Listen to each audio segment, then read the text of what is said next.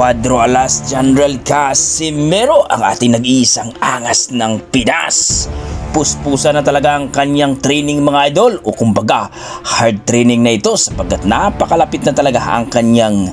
laban kontra sa isang Saul Sanchez na kumbaga mga idol, isa daw itong malupit na boxing hero ngayon at talaga namang pinasikat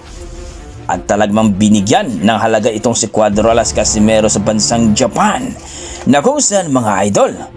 ito nga ang isa sa mga legend na boksingero. Nagpansmith pa nga mga idol dito kay Cuadro Alas Casimero at namangha talaga ito sa lakas ni Cuadro Alas Casimero. At dito mga idol, nagkagulo na dahil pinagbawalan na po ng management ni Cuadro Alas General Casimero